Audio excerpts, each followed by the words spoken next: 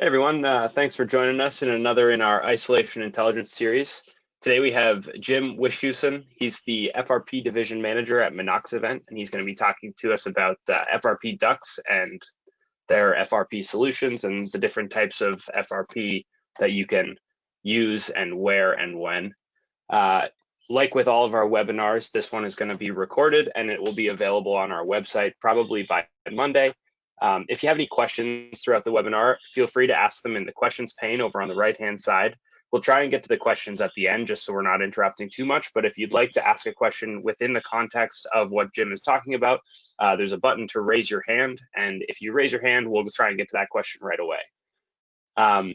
If you check in the handout section, you can see the slides from this presentation. You can download them if you'd like to follow along. They'll also be available on our webinar along with the recording. So without further ado, Jim, you can take it over. Thank you, Cam, and good afternoon all. I really appreciate your decision to spend some time with us here today. FRP Solutions by Monoxivent is part of Monoxivent. Now, some of you probably attended Mike Murphy's webinar last year on source capture products. The facility for source capture is in Illinois. The facility for FRP is in Glade Spring, Virginia. It's approximately 110,000 square foot of manufacturing facility, and that's where all of our FRP solutions are fabricated. Our division is comprised of myself, Sam Stelzman, engineering, Craig Zarnetsky. All of us can help you with any of your questions or problems or concerns. So when we talk about FRP, we have to talk about what the term actually means. FRP, fiberglass reinforced plastic products. Okay, and before we get into the nitty-gritty, we have to understand what that actually means. For our purposes, basically fiberglass reinforced plastic is some combination of some type of fiber, might be glass, might be some other material, and some sort of matrix. And that matrix, for our purposes, is always a thermoset resin, okay? And there are many different types of resin, such as acrylic, polyester, vinyl, so on. And the reason why it's thermoset is that this liquid resin starts out as liquid, and once it is catalyzed by heat, it becomes a solid and it cannot be reshaped. So think of a boat, think of a windmill, think of any sort of plastic that you never want it to ever be changed. That's a thermoset resin. Now, when it does come to resins, you have many different options, and these resins are all chosen by the application. And by that, I mean what level of corrosion that you're dealing with. In general, you're always going to pick some type of FRP because you're dealing with some level of corrosion, and that might be as mild as fresh water or water vapor. It could increase to saltwater corrosion applications. It could go all the way up to very aggressive corrosive applications in laboratories such as hydrofluoric acid, that sort of thing. But the resins we're going to be talking about today, they are vinyl esters, acrylics, and a blend between the two. When it comes to glass, glass is available in many different forms, and what you're looking at here are rolls of filaments, and this glass is a silica-based product, but there are many other fabrics as well. And the glass comes in different types of forms: filaments, surface veil, chopped strand, woven woven, and so on. The glass is chosen for your structural requirements, and your resin is chosen for your application requirements. Now, when it comes to putting the two of these items together, all FRP is essentially the same in that you're going to combine them for the most part through a process called filament winding. Whatever shape end product you require, whether it be round, rectangular, whatever, we have a mandrel of that shape and size on a winder that rotates. And as you're about to see, different types of glass are wrapped around this mandrel as it spins, and it's pulled through a particular resin. So here is a 14-inch round mandrel. You can see the moving carrier here has glass strands coming down. The mandrel is blocking a vat that is filled with liquid resin, but it is traveling back and forth, and it is wrapping those strands that are impregnated with this resin around this mandrel.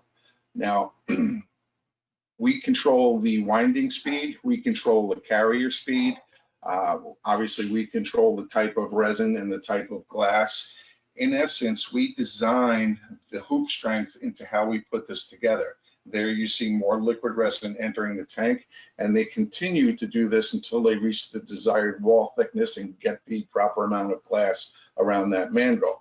Now, remember what I said, thermoset resin goes from liquid to solid. So once that liquid sets up, they move that mandrel over to the pulling station, and they simply pull the core. And that is the process of round filament winding. Now, if I told you that we can make round and rectangular, I should definitely show you rectangular, and there you have it. You have the same exact process, different shape, okay? You can see the speed is a little bit different on both the carrier and the winding. And again, this is what's ultimately going to determine the strength of this finished FRP. Once the wall thickness is achieved that's required, just like the round, they pull it, they put it on the pulling station and pull the core. Now, this is the same thing for any shape, whether it's round, square, oval. If you can make the mold and spin it, you can make the filament wound FRP. Now, the other way of combining glass and resin is by what's called hand layup. And this is what's commonly used for oddball shapes, flanges, reduces, taps, anywhere where you don't have something that's symmetrical that can't be spun. It's the same idea. You make the mold, but you do it by hand over that mold and then remove the mold. It's also the same process that's used for field joint connections and field modifications. Now, when it comes to configurations and sizes, we've already discussed shapes, but we didn't discuss size. We can go in round from 2-inch to 14 foot in diameter, and that is not a mistake, that is 14 foot. And in rectangular, any size in between there. You're not limited to any specific size. You basically make the mold for the ID duct that you need, and you spin it for exactly what you want. Okay, so now we can go into the specific markets that you would normally use FRP in. And the first one is what you see here, corrosion composites, okay? In the world of corrosion, we're talking about vinyl ester resins, okay? There are vinyl ester resins that are resistant, chemically resistant to all kinds of very aggressively corrosive materials, organics, acids, alkalines. You're looking at odor control duct, wastewater treatment plant, chemical room exhaust duct, anywhere where you have a very aggressive corrosive atmosphere and airstream that other materials will not stand up to. Now, it's important to understand this last bullet point down here, that with vinyl ester resins, you are never going to get a low smoke rating out of it. You will get a low flame, meaning that it'll have passed the ASTM E84 test for low flame, but it'll never get a low smoke. But that doesn't matter in a wastewater treatment plant. It's not an occupied space. So you're not limited to just duct. All of the applications that you see here are all made with vinyl ester resins, ranging from ductwork to hoods to butterfly dampers to liners. Here's some 48-inch odor control duct in Iowa, curb stacks, scrubbers, more stacks. You get the idea. All vinyl ester resin, low flame, not low smoke. Okay, now changing gears, we're going to go in the world of HVAC. Well, now things have changed. You now have the requirement of your duct material to be low flame and low smoke, okay? And in the world of HVAC, you're talking about supply duct, return duct, exhaust duct. What's the level of corrosion? Well, a lot of times this duct is buried in the ground, so your corrosion could be water table, could be corrosive soils, could be a pool area where you've got moisture in the air. The answer for it is through our acrylic resin, not vinyl ester, all acrylic, and it's sold under the sales moniker of underduct, which is actually really not a good sales moniker because it implies that it's for underground only, but it is available in both single wall construction that you see here and also factory insulated double wall construction that you see here. Okay, the question is, why is more and more duct going in the underground in the first place? And the first and foremost answer is displacement ventilation. More and more designers are putting supply duct in the ground, designing their buildings around displacement ventilation, and the energy savings is tremendous, along with it's a passive way of cutting down on diseases amongst humans because of the stratification that you get with displacement. The problem is that you are pretty much forced on a single story to put your supply duct in the ground, and that could be a scary place. So that's why you use fiberglass, because it can handle that corrosive situation. The other reason is in large buildings for smoke control duct. There are many times where you're putting in very large diameter duct you hope to never use, and it does have to get from one side of the building to another. We see it quite often. Here's one that we did in Oklahoma State University, 5-foot diameter single wall smoke control duct that went from one side of the building to the other. That duct will be there long after the building goes. In the event of emergency, it will be there, and it will not add to the emergency because it will not smoke and it will not burn. So the solution for underground in FRP is the acrylic resin, okay? Now, I did say that it's available in double wall construction, and we have insulation values of R6, R10, R14 or higher. We actually did one for Southwest Airlines last year, which had an R20 insulation. How we make our insulation is quite unique. It's made separately from the duct, which you saw earlier. So at a different location, you have a mandrel being spun. It's coated with mylar plastic, and this gentleman is shooting that mandrel with a minimally expanding, high-density closed cell foam, and he's doing a pretty good job of being uniform, but it's not exact. So what they do is, after this foam is over the thickness that they need, well, they simply cut it just like you would on a wood lathe. All right, and they will cut this for the full length of that shot foam, and when it's all cut, they will remove it from the mandrel and split it longitudinally, and there's your finished foam. The foam then sits and cures for an amount of time, okay, which will vary depending on temperature and humidity. But when it's ready to use, they will then take this finished foam, put it back on the inner duct that they already spun on the filament winder, put that back on the winder, and then spin the exterior. The end result is you get a perfectly homogeneous insulated double wall duct that has no gaps, no inconsistencies, and it's the perfect way of doing it. Now, here in the States, ICCES is a service that's part of International Code Council that will vet products for IMC, International Mechanical Code.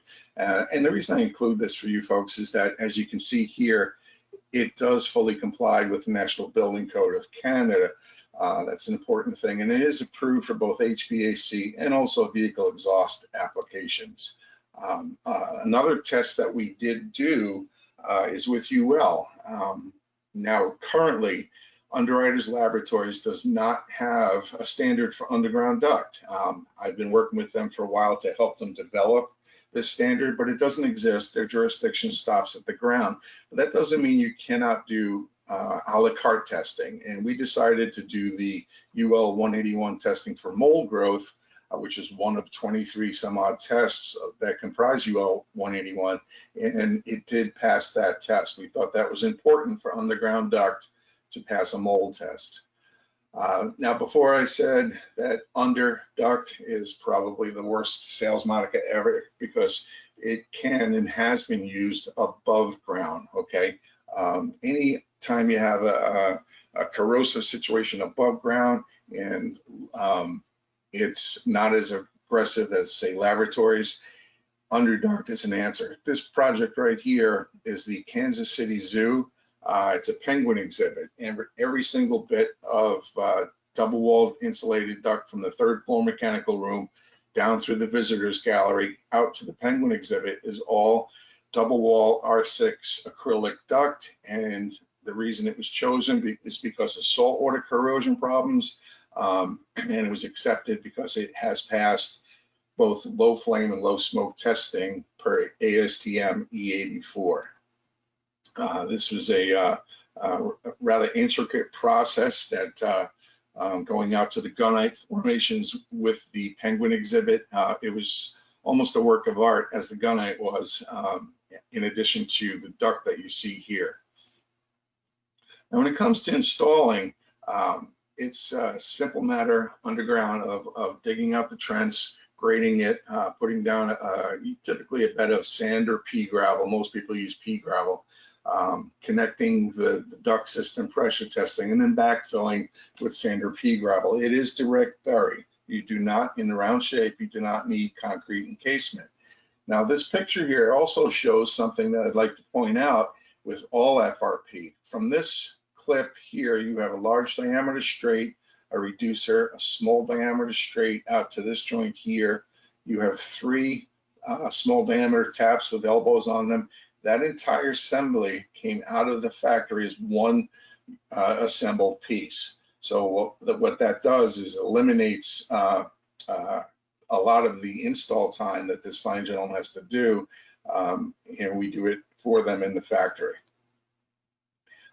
When it comes to green thinking, green building, what you have to understand is that with the design of displacement ventilation, you are saving energy, you are creating a cleaner indoor environment, and the acrylic resin in FRP will enable you to design this with confidence. Here's another example of factory manifolding, where you have a 90-degree elbow already attached to a large diameter straight with taps on the side. That entire assembly came out as one piece. So it is a green-minded product that you can design with confidence. And speaking of green, it's a very common use in growing applications, where the supply duct is put below the greenhouse floor, and obviously structural considerations are important in any application, especially where you're driving vehicles over, which you may in a greenhouse. But also the corrosion here is you're dealing with hot, moist, water application, corrosive soil. And then also at times, greenhouse operators will dose their facilities with things like sulfur to cut down on mold. The acrylic is impervious to that and the water, so it's a very advantageous material to use in greenhouse applications. Moving on, we now go to vehicle exhaust. And for those of you who were here last week with Mike's webinar, this was state of the art back in 1953.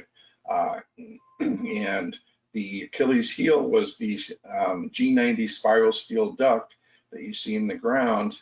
But this hideaway exhaust system worked quite well until the G90 spiral steel duct started to go away. So what they did was they would put this metal duct in the ground, and then they would encase it in concrete, and in 10 years or so they would have concrete duct with rotting metal inside of it. Well, those days are over, because now we've gone to using single wall acrylic resin, okay, FRP. It's impervious to the soil, it's impervious to the water, impervious to road salt. You folks deal with that quite often up in Ontario. And going back to the ICCES certification, it is approved for vehicle exhaust in direct burial applications. Here in the States, that is an important thing for us to make sure that the product is thoroughly vetted. And part of it is we did structural testing per ASTM D2412, not only at ambient temperatures, but also at elevated temperatures. And we actually passed that test at 500 degrees Fahrenheit. Now, the section of code that applies to this is 510.8, but you can see in the wording of this that with non-metallic ducts, the ASTM E84 test is very important, and the underduct, single wall underduct meets this code with no issues whatsoever. So now the underground vehicle exhaust system that you see pictured here is making a comeback because you don't have any hoses overhead, you don't have anything blocking your way. It's a cleaner, more versatile way of doing it. And as Mike showed you last week, it's available for plug-in or hideaway applications. Either way, your FRP duct here will be there long after that building goes away. Now, when this FRP comes up out of the ground, it then has a refuse clean out of some sort and then turns into galvanized to go on its way to the fan. It's a one-stop shopping through Odell for both the source capture items and also the FRP duct. Moving on to laboratories. Laboratories are a unique problem. It's a unique situation because here you're talking about very aggressively corrosive materials, acids, alkalines, organics, things that will eat up other duct materials and eat them up rather quickly. And the other half of it is that this ductwork, which typically attaches to fume hoods, will have to go through occupied spaces. So there's the problem, and this is the problem that was presented to Northwestern University in the Chicagoland area. They were gutting 5 floors of old laboratories, 100-year-old building, and they were pulling out stainless steel ductwork that had quite literally gotten eaten up from the processes that they were doing. So they knew that stainless couldn't go back in. They knew they needed a vinyl ester resin. Okay, they also knew that they had not too much room. This was probably the most amount of room in the job, going down into 5 floors of chases. So they needed something that could go together with ease, but also it needed to pass the Chicago fire code, which is the strictest in the United States, if not the world. Well, what we developed for them is a hybrid duct, a hybrid lab duct, okay? Think back to that filament wounding video. The very first thing we put on is made of vinyl ester resin. This vinyl ester resin will be resistant to whatever the corrosion level that they're dealing with. In this case, it was hydrochloric acid, sulfuric acid, hydrofluoric acid, and so on. But then once that gets hard, we then switch over to the acrylic resin. And the acrylic, as we all know now, has passed the E84 test for flame and smoke. The end result is that you now have the ability to put in a corrosion-resistant FRP duct that is a Class 1 duct for occupied spaces. Here's a little picture I took at a uranium enrichment facility up in the Arctic Circle. All of this duct here, this is ventilating some very large, I'd like to say 60-foot tall sulfuric acid tanks. Clearly smoke and flame is a big concern in uranium enrichment facilities. Every single bit of it was hybrid lab duct. Here's a typical application for hybrid duct battery charging applications. Again, your exhaust stream can be corrosive depending on the types of batteries you're charging, but the duct itself has to go through occupied spaces. Hybrid lab duct is the perfect project for it, perfect solution for it. Here is an interesting one that goes back to what we first talked about earlier in this presentation. There's some fuel tank exhaust for American Airlines in O'Hare Airport, Chicago, Illinois. And the problem here is that this exhaust duct is exhausting very corrosive jet fuel vapors, okay? And the problem that they were having is that the stainless steel duct that they had earmarked for this, stainless steel prices have gotten very volatile, and quite frankly, it was killing the budget for the project. So what we ended up doing for them was hybrid lab duct, where the interior is the vinyl ester, the exterior is the acrylic for direct burial. But the concern here was static electricity. Static electricity buildup, possibly spark, create a problem with the jet vapors. Well, it wasn't an issue because what we did was the interior liner that has the vinyl ester resin, instead of using glass, we used carbon fiber. Okay, and at each field joint location, we have stainless steel studs coming from the inside of the duct, embedded in that carbon veil with carbon paste, externally grounded.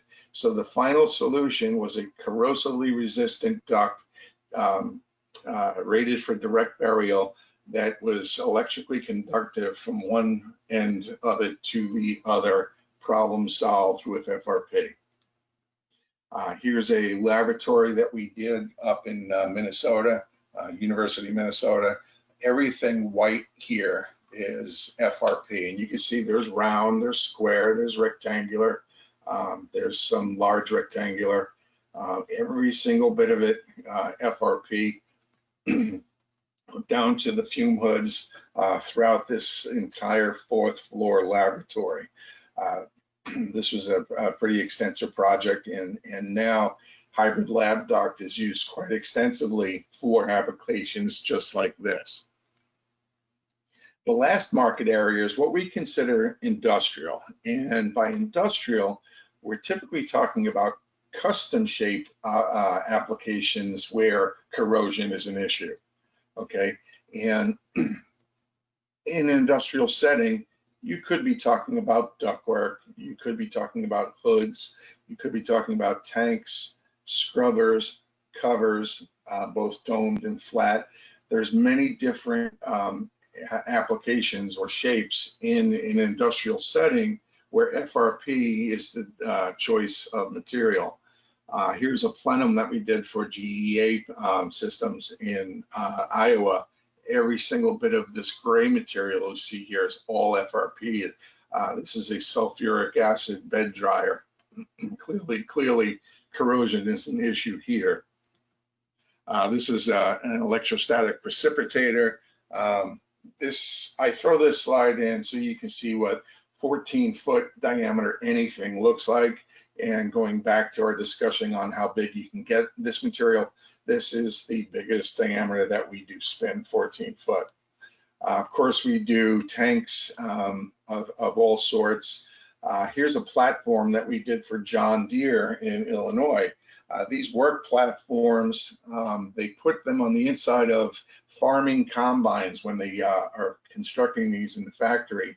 And these work platforms, clearly they're engineered and designed to fit in a specific location, but you also notice the top is a different color, and that's a grit surface, which is another nice thing that you can do with fiberglass. You can combine additives to provide either non-slip surfaces or abrasion resistance. So the ways you can solve problems with FRP is pretty endless. Here's some hoods that we did in Ohio State University. These hoods are suspended from stainless steel platforms, and when they want these hoods to exhaust these developing vats, the hoods are in place. When they want to pull the prints out of the vat, they simply slide these hoods out of the way. Again, all FRP.